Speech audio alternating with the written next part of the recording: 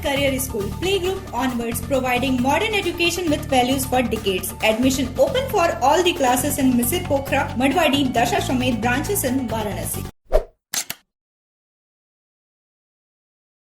बनारस में क्या स्थिति है जो मरीज है कोरोना के? बनारस की जो स्थिति है उसमें अभी तक केवल 9 पॉजिटिव हैं। 2 केसेस ऐसे हैं जिनकी रिपोर्ट आज आनी है और जैसी रिपोर्ट आएगी हम उसको शेयर करेंगे। ये 2 केसेस जो second round of confirmatory test जिनका चल रहा है वे उसी हॉटस्पॉट जोन के ही हैं जो मदनपुरा में पहले से बनाया गया है। पांडे हवेली का जो क्षेत्र है वो पहले ही हॉटस्पॉट के बाहर जो बफर क्षेत्र है उसमें शामिल है। जो मदनपुरा का हॉटस्पॉट है वो पूरा जंगमबाड़ी से लेके पांडे हवेली तक ही बनाया गया है और ये घर भी जिसमें सैंपलिंग की गई है वो उसी में शामिल है। तो ये उससे बाहर के सैंपल्स नहीं हैं। कोई भी कन्फर्मेटरी रिजल्ट आएगा तो उसको दोपहर तक शेयर किया जाएगा। और फिलहाल 9 लोग हैं, उन्हीं में से 6 लोग एडमिट हैं, उनका इलाज चल रहा है। बाकी कई केसेस की सैंपलिंग करवाई गई थी। जो भी जमात के लोग थे उनको जिनसे भी कॉन्टैक्ट हुआ था उन सबकी कॉन्टैक्ट ट्रेसिंग करवाई गई थी। जमात के जो हैदराबाद कर्नाटक के लोग थे वो जिन मस्जिदों में रुके थे और उनकी लेडीज जिन जिन घरों में रुके थी उनकी कॉन्टैक्ट ट्रेसिंग कराई गई थी। उन सभी कॉन्टैक्ट्स के सैंपल लेके भी भेजे गए थे। कुछ के सैंपल अभी चल भी रहे हैं कलेक्शन में और कुछ के सैंपल भेजे भी जा चुके हैं। इसी प्रकार गंगापुर में, लोहता में, बजरडीहा में भी सैंपल्स लिए गए थे, वो भेजे गए थे। तो कॉन्टैक्ट ट्रेसिंग के माध्यम से जितने भी करीब 180 के आसपास सैंपल कलेक्ट हुए थे वो सारे भेजे गए। उनके रिजल्ट आने शुरू हुए हैं और रिजल्ट के माध्यम से जितने भी रिजल्ट आते जाएंगे वो हम शेयर करते जाएंगे। फिलहाल कोई भी टेस्ट पॉजिटिव कन्फर्मेटरी नहीं दिया गया है, लेकिन आज दिन में कई टेस्ट के आने की उम्मीद है और उन टेस्ट के माध्यम से जैसी भी जानकारी मिलेगी हम उसको शेयर करेंगे। मेडिकल और ट्रैवल हिस्ट्री कुछ थी क्या? हाँ, जो केसेस हैं वो मदनपुरा के जो गए थे वो उन्हीं लोगों के हैं जिनके घर में जमात के लोग रुके थे। जमात की लेडीज घरों में रुकती थी और जमात के जो जेंट्स थे वो मस्जिद में रुकते थे। ये वे लोग हैं जो कर्नाटक या हैदराबाद से जमात के साथ लौटे थे और अलग अलग अपना धर्म का प्रचार करते थे। तो उनमें जो मस्जिदों में लौटे थे तो मस्जिद के भी लोगों की सैंपलिंग हुई थी, उनके भी आज रिजल्ट आने हैं। इसी तरह जिनकी लेडीज घर में रुकी थी उनके घर के लोगों के भी कुछ रिजल्ट आने हैं, वो हम सारे शेयर करेंगे। और कोई भी पॉजिटिव होगा तो उसका पूरा ट्रीटमेंट हम लोग दीनदयाल उपाध्याय हॉस्पिटल में कराएंगे और उनके परिवार को बताया जाएगा बाकायदा। वो ऑलरेडी होम क्वारंटाइन में, लेकिन और भी एहतियात करने की आवश्यकता होगी तो सारी चीजें उनको बताई जाएंगी। दूध मंडी शिफ्ट करने की बात हो रही है, हाँ।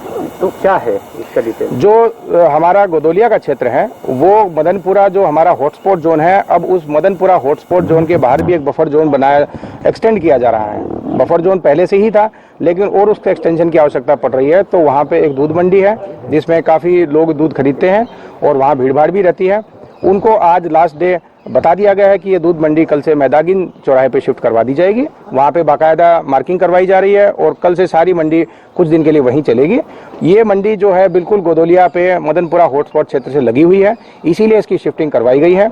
एक सब्जी मंडी भी है जो चितरंजन पार्क पे चलती है, उसकी भी बात चल रही है। आज उस पर भी निर्णय किया जाएगा कि आसपास जो भी ऐसी भीड़ भाड़ वाली जगह है जहाँ ज़्यादा लोगों को आना जाना है उन सभी हम मंडियों को या छोटी हाट मार्केट को वो भी बाहर की तरफ शिफ्ट करवा दें ताकि संक्रमण कोई भी है वो वहाँ तक ना फैले।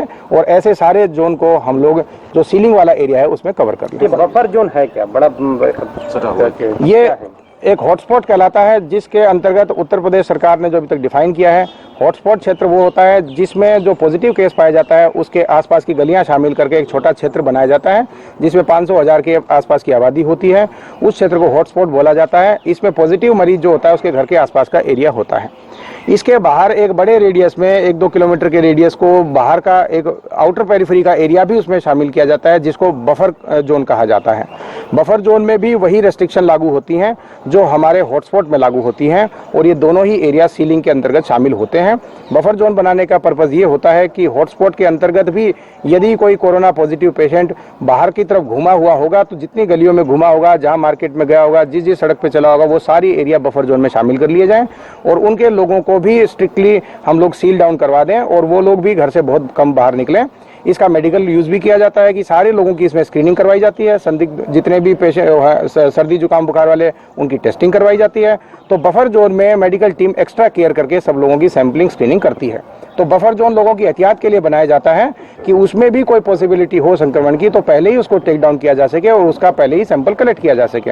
ये पांडे हवेली का मैटर भी जो है ये मदनपुरा के ऑलरेडी बफर जोन में शामिल था और उसके अंतर्गत ही इसके सैंपल कलेक्ट भी हुए थे। अब इस बफर जोन को और भी एक्सटेंड किया जा रहा है, उसी के अंतर्गत ये मंडियां भी शिफ्ट करवाई जा रही है। टाइमिंग भी जारी की गई है किस तरह की? लॉकडाउन को और ज़्यादा स्ट्रिक्ट किया जा रहा है। जैसा कि सबको जानकारी भी है कि 20 अप्रैल तक जिन जिलों में अच्छा लॉकडाउन होगा तो हो सकता है कि उसमें कुछ ग्रामीण क्षेत्र में गतिविधियों को छूट मिल जाए। उसी के अंतर्गत लॉकडाउन को और सख्त किया जा रहा है। आज से चेकिंग है वो ज़्यादा रिग्रेसली की गई है और टाइमिंग जो है दुकानों का वो भी 11 बजे से घटा के 10 बजे किया गया है।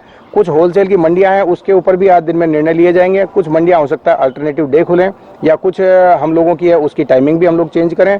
तो कुल मिला के कोशिश ये है कि लोग कम से कम घर से बाहर निकलें और कम से कम टाइम के लिए बाहर एक्सपोज हों, अधिकतर टाइम अपने घर पे ही रहें। सार्थक सर्जिकल सेंटर, जहां अत्याधुनिक लिथोट्रिप्सी मशीन द्वारा गुर्दे की पथरी का बिना ऑपरेशन के सफल इलाज। एक ही छत के नीचे सारी सुविधाओं के साथ एक संपूर्ण हॉस्पिटल, एकता चौराहा, पहाड़िया, वाराणसी।